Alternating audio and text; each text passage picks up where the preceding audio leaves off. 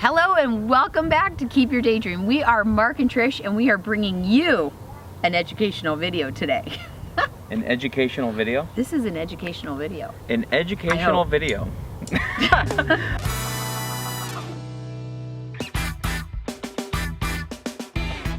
Okay, here's what it's about. It seems like every day or three, we are getting another email that says something like, I just bought my first travel trailer. I just bought my first motorhome, fifth wheel, whatever. They're going RVing. It's exciting. And they're saying, it is very exciting. And they're saying, what do I need to know? What tools do I need to bring? All of that stuff. And if you have watched any of our videos, well, especially the first one, you know that we were like fresh off the press, total newbie, green, whatever you want to call it. We knew nothing. We knew nothing. Nothing. Zero. You know nothing. That makes us an expert on knowing nothing. Our lack of knowledge makes us somewhat of an expert on the topic because now we have RV'd 25,000 miles across the US, Canada, and Mexico. Woohoo! But more importantly, we know what you need to know if you're just diving into RVing. Yes, so if you're new and you're wondering, you're scouring, you're diving into the depths of YouTube, how do I go on my first trip?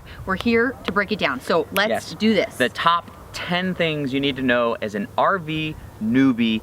Number one. Numero uno. All you need is a rig, some fuel, and ready to have some fun. It's true. At the end of the day, we're going to talk about 9 other things you need to know. You can absolutely get overwhelmed with everything you need to buy and everything you need to do before you start RVing. And you'll be like, I'm going to call the whole thing off. I know, it can be overwhelming. So don't do that. We used to be boaters, and my friend Joel says, all you need are the boat keys and a bathing suit. And when we would go up to Lake Powell and we'd have to remember all of these things, and I was driving to Lake Powell, oh, did I remember this? Did I remember this? And I'd remember what Joel says. All you need are your boat keys and your bathing suit. Now, with that being said, you want to be prepared, and so we have other ideas for you. So let's first talk about tools. What tools do you need to bring? Probably the most essential tool is this thing, okay? Now, before our RV trip, I thought this was like finding gold. Those things that you search for like rings at the beach? Yeah, I think you're close. Yes. I think you're close. I did not know before we left, and please don't make fun of me because I have about 1,200 other comments that did that for you, that the lug nuts on your trailer are not the same size as your truck. I did not have one of these special little things, and guess what? It didn't come with the RV either. No. This is an essential tool. This is called a 4-way. Thank you for saying what it is, yeah. The other thing you might want to have are wrenches for just about every bolt. These are big. They're kind of fun. Yeah, aren't these fun wrenches? I feel like Jane Fonda. I could like exercise. A wrench for every bolt you have on your trailer. So go around and look at your leaf spring bolts. Leaf springs are those things like behind the tire. Yeah, behind the tire. Look for bolts because you might need to be tightening some things, and you just want to make sure you have a wrench for everything on your trailer or your fifth wheel or your RV. Are you saying know your nuts? All right, a couple other things. This right here is an infrared temperature gun. This is fantastic. You can quickly get the temperature of all 4 of your tires when you happen to pull over. This is one of my favorite little tools. This is a digital PSI reader. It's just so handy to just put it on and have a digital reading of your PSI on your tires. It's pretty cool. Or if you want to step it up a notch, this right here is from Tire Minder. I feel like there needs to be a drum roll. I know. This is brand new. We prepare for a complete installation and review of this product, but this is a Tire Minder TPMS, tire pressure monitor system, where I can get the PSI and temperature of all 8 tires on the rig in the cab at all times. Guys, we are gonna super geek out on this. This is gonna be really fun. Yeah. So that will give you that scoop on a totally different video. Leveling blocks. These things are fantastic. They snap together. They're adult Legos. They are. And they're perfect for putting under your tongue of the trailer if you have a travel trailer. And they're great also for leveling out. If you need to kind of put one side, you can kind of put them out like this and then back up on them. But even big motorhomes have these, everything. Yeah, these things are great. You can also put these down for your stabilizers to go on, so your stabilizers don't go into like muddy dirt and grass and stuff like that. Or whatever. Yep. And the other tool that we have that is super fun is a collapsible wagon, because there's so many times where you have to bring stuff back and forth, and you can kind of like you could tell your kids, hey, go take out the trash. You can use the wagon, makes things a little bit more fun. So, not to mention helpful. laundry. It's super nice for laundry. Oh my gosh. We use it for laundry and trash. Gross. Okay, and Caleb here is bringing me this little puppy right here. Now, I'm not promoting this tool. What I'm promoting is this Robinson's drill bit. A Robinson's is a square. Robinson is the square, and a lot of RVs use that particular type of screw. Yes. Every single screw inside of our RV is that square. And we didn't own one. Very popular in Canada. So anyway, this is pretty handy. So make sure you don't leave home without one of those if your trailer has them. Number 3, we're gonna talk tires right now. Tires, super important. But the first thing you can do is check the date on your tires. What does that mean? It means if you're buying a brand new travel trailer, it does not mean that your tires are new. It wouldn't be bad to go in and take a look at the date on the inside of the tire. I think it's a 4-digit number, so that you can see if they're actually new. The other thing is you should really know the load capacity of your tires. So the reason that we know so much about tires is because we've had 3 blowouts. I mean, blowouts. Remember, professional newbies. We are professional newbies. Okay, the reason we had blowouts is because we did not have the proper tires on the rig. 8-ply D-rated tires, and Ginger, our trailer, weighs 9,200 pounds. Yeah. That's just not gonna cut it. It wasn't a good mix. We have not had a single flat, knock on wood, since we changed to a 10-ply E-rated tire, and we have 2 spares now. So. And you can even go up from there, but it really depends on your rim size and all of that. But tires, again, another video. But we really want you to make sure that you know what you're driving. We're gonna do another video on tire safety and whatnot, because knowing your tires is important, and knowing your PSI is important. So I have 80 PSI tires on Ginger right now. I run them at about 76 PSI, and I have a TPMS so that I know when the tires are hot that I'm right at 80. Okay guys, number 4, this one's important. How to avoid mistakes and accidents. Wow, that is a video all in and of itself. Yeah, it really is. But here are a few simple tips to break that down so that you can have the best time possible and you won't hit too many roadblocks on the way. The first one is go slow. Remember, you have nowhere to go and you have all day to get there. That's what I keep saying to myself. Go slow. Mistakes are made and accidents occur when you're feeling rushed. And that could happen when you're feeling like brand new at something. So maybe you're at a dump station and you're like, this is the first time, and people are lining up and you're like, I gotta go fast.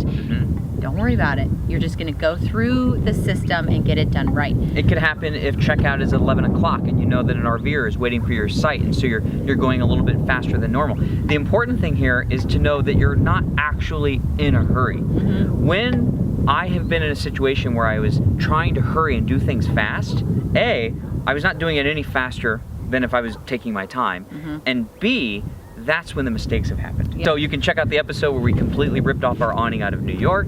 What else did I break? What else did I break? I don't know what else you broke. I broke the screen of my iPhone right before we crossed the border into Mexico, and I'll tell you why that happened. Trish came into the cab and she says, do you have the car registration? And I panicked. And I was like, I don't know if I have the car. I don't know if I put it back after I was getting insurance from Mexico.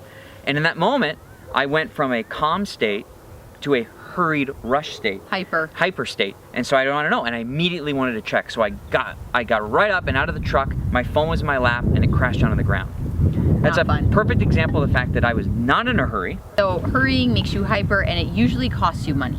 Yeah. So if you could slow down, remember this is all about fun and you have all day to get there, and just kind of create a system for your family so that either everybody has a role or they know that when you're trying to accomplish something, it's time for them to sit back and let you finish the job. That, you have a really good point. Have a system for everything. When you dump the same way every time. Do this, then that, then this every time. Put your tools back and everything right back where they go so you're not looking for them. Maybe even a checklist. You know, we have a whiteboard right next to the door in the RV, and it's fantastic for, you can create a checklist, or even a grocery list, or a how-to Q&A video list. Or extra Spanish words to learn. I've done that too. Okay, number 5, communication. Finding ways that you guys can communicate together, because you may not be doing this alone, you might be doing it with your significant other or with your family or with friends. And when you start adding those layers in and rushing around, you need a system to communicate. So when you're backing into a spot, you need a certain way to talk. When you're getting set up in a new site. Yes. And then also being really careful about what you need and how you communicate it, where the blame is. Let's not play the blame game. Let's say, hey, I need this. Anybody know where it is? Well, here's what happens is everyone's so excited to go RVing, and they get their RV and they're excited to go on a trip, and emotions are high and everyone's looking forward to it. And then the first thing happens, you need to hook up the RV and something goes wrong. And so the expectation is, hey, this was supposed to be fun, and now something's going wrong, and it's really easy to snap at your family. Yeah. And I could imagine that there were maybe some families out there that are about a day into their trip all yelling at each other saying, well, this is not what I thought it was supposed to be like. So it would be maybe our recommendation to, in advance or after the fact, talk about how you want to handle certain situations. So before you get to the site, what we'll do is we'll say, hey, we're about to arrive in 10 minutes. When we pull in, the first thing we're going to do is we're going to back the trailer in, and then we're going to get set up.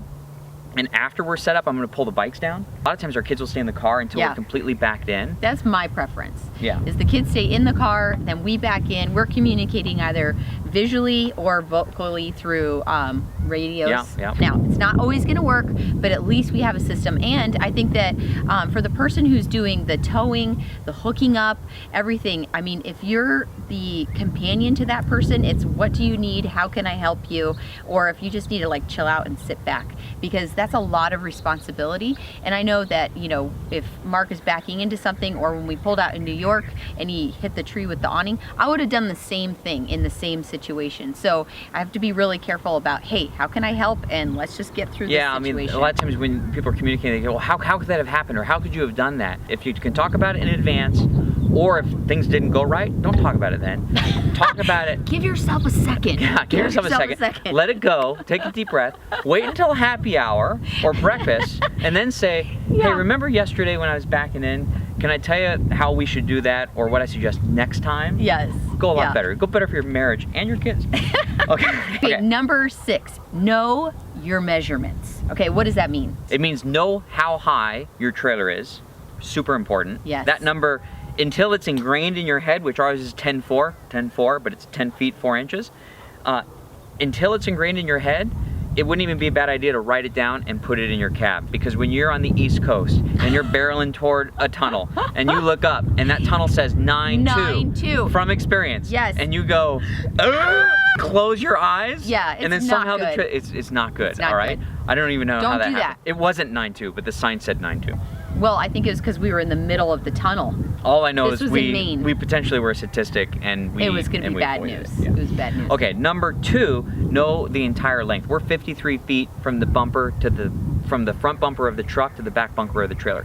Okay, this is important because when we were in Zion, we realized that we couldn't get in through the whatever entrance it was through the main tunnel, because you could only be 50 and we were 53, and that's really important. So you're going to get yourself into a situation there's that places you up can't get by out of. Mount Rushmore and the West Coast where the roads are so windy they limit the length of the rig. So know that. If you own a travel trailer or fifth wheel, know the distance between your 2 tires on a double axle trailer.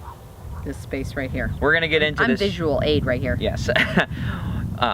We're gonna get into this with a whole separate video, but our trailer was recently dog tracking, and there was 5 inches on the left side, like this, 8 inches on the passenger side.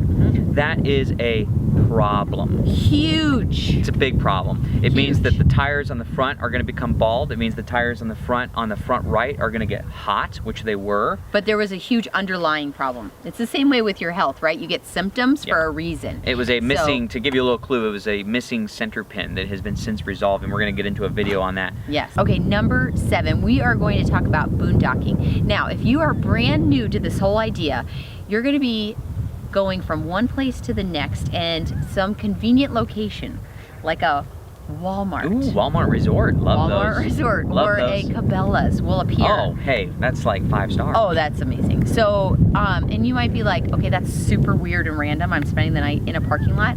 It totally works. Boondocking is amazing, and just kind of get comfortable with the idea. What else can you say about it? If you're brand new to RVing and you're maybe a weekend warrior, you might be thinking, I'm gonna park in Walmart and go to sleep. The first night we slept in Walmart, it felt a little weird sleeping in an RV in Walmart. Now, it's like, 10 in the morning, I'm coming out, I'm like, oh. Okay, speaking of boondocking, the number 8 is know your tanks. Okay, gray water management, if you spend a lot of time not hooked up, there are some tricks to the trade. Trish has come up with a fantastic idea for she's got a little red bucket, and the red bucket goes in the kitchen sink. So that way when we want to wash our hands and do dishes and things that accumulate kind of sink water, that doesn't go down in our gray water tanks. And because it's just it's just soapy water from washing our hands, we could just go outside and just pour that into a bush or a tree or something like that. But it really does prevent a lot of gray water going down our tank. Yeah. Speaking of knowing your tanks, that little indicator that tells you how full things are, those don't work. Okay. Maybe they do in the lap of luxury in somebody's wonderful rig. Yeah, maybe somebody's rig. They don't work in ours. More times than not that those are off, like big time. But I'll tell you, as a full timer, you won't even pay attention to those. Those indicators aren't even relevant anymore. After a while, you just get to know your rig, and you just basically know how full certain things are and when you need to dump. Hey, I can go this many days, I can do this, I can do that. Yeah, speaking of tanks, you can get some bacteria and corrosion in your freshwater tank. It wouldn't be a bad idea, depending on how often you use it, to put just a couple teaspoons of Clorox in your freshwater tank and let that slosh around. It out. Or, if you want to get aggressive, you can put a quarter of a cup in there and then drive somewhere and then dump it out completely and rinse it out. However you want to clean it, but just know every once in a while, your freshwater tank could use a little... Yeah, just think if you had a gallon of water and you just kept refilling it. At some point, it's going to get kind of nasty inside. Yeah. So, anyway. Okay. All right, one of the big questions we get is how do you plan your routes? Trish? Do I go back to this? No, I'm just kidding.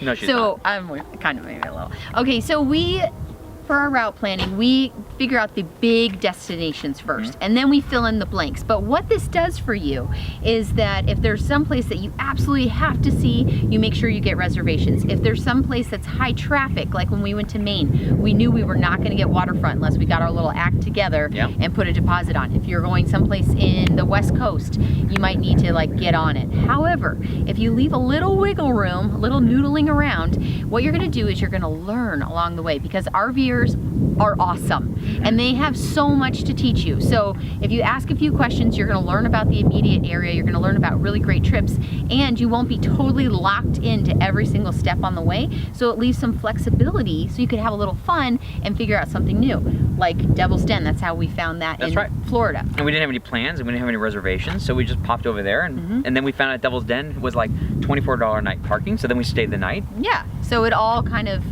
fell into place. Because we had the flexibility. We knew that we had to be in Pensacola by a certain date, but everything before that date was whatever we wanted to do. Yeah. And you got Walmarts and all sorts of other things. Yes. So figuring that out, but one of the things that you absolutely must do right now is go on the App Store and get ALLSTAYS. Oh my gosh. Oh man, that's so cool. And people leave little reviews about Walmart parking lots, about RVs. They give you like little dollar signs so you know kind of what you're getting into before you even get there. Not to mention BLM. It's how we find any of the BLM we've done is through ALLSTAYS. Yeah. And BLM, by the way, stands for Bureau of Land Management, and you can basically park kind of in the wilderness up to 14 days for free. Yeah, it's mostly on the West Coast. Yeah, a lot on the West Coast. Yeah, there's like donkeys in the background. There are donkeys. That's legitimate. That's legitimate donkey action going on back there. Donkey action? Well, it's like rah, rah, rah. Number 10. We are on number 10. We're rounding this out, man. Right, we're bringing it home, sliding in. Okay. All right. So number 10. Yes, document. Yes. It's kind of important. It is. It's kind of important because you're making these experiences, and we have to say that they're probably going to be some of the best things for you to look back on. So document what happened, however you like to do it. Camera, video, blog, YouTube, whatever. Whatever you like to do. Have your kids write one sentence about something, but make sure that you also include the things that go wrong, because you and I both know those are the funniest stories. Those are the best ones. Yes. And plus, your friends will hate you a little less if you're transparent about that type of stuff. Oh, we had an amazing time. Nothing went wrong. No, everything's fine. Yeah, stuff goes wrong. Stuff goes wrong. And it's going to happen, but you're going to make it through. It'll be no big deal. But there's another thing about documenting that I think is really important, and that is after you get off of a trip, document the things that you liked and and the things that you didn't like. So before we were full-time, Trish and I would take a trip for like maybe a few days, and on our way back, we would document some things that we would do next time. And then the next year, when we would take the same trip, we would look at that document and we'd be like, oh my gosh, I totally forgot that I didn't use this and I wanted more of that and whatnot. So that was created from a habit at Thanksgiving. We would throw Thanksgiving and then we'd look and see what was like nobody ate and what everybody loved, and then we'd go, save this recipe, get rid of that chicken wing. That's right. And then next Thanksgiving we pull up and be like, oh yeah, everyone really now I know liked this, exactly what to go to the store for, and you kind of evolve. You can keep growing instead of like constantly digging yourself out. Yeah. So there you have it. Those are the top 10 things you need to know as an RV newbie. And if you want more ideas on the stuff that's inside the trailer, Trish has a fantastic RV tour loaded with ideas of how to basically make the most of the space inside of an RV. So check that out. And if you're super brand new to RVing and you don't even know how to hook up or set up, you can check out our hookup video that we did in Mount Rushmore, and I go through step by step, like leveling everything. And I think I was like about a month and a half old then, so I covered every single detail. Yeah, because if you're new, you want all the goods. You want it all. Don't leave it out, because I don't know. Okay, where does this thing go? I don't know where this thing goes. Yeah. Overall, stay confident and get out there, because you are going to have so much fun. RVers are the coolest people. They are. They just want to hang out, they want to share their stories, and you will learn and have a blast. And if you want to meet anybody at the RV park, just raise the hood of your truck, and in about 15 minutes, you're going to know about half of the people there. Have a couple cold beers ready. Yes. There you have it, guys. We'll catch you this weekend with another episode of Keep Your Daydream. Brand spanking new. Sparkly. Sparkly. All right, that's it. That's all we got. Okay, bye, guys.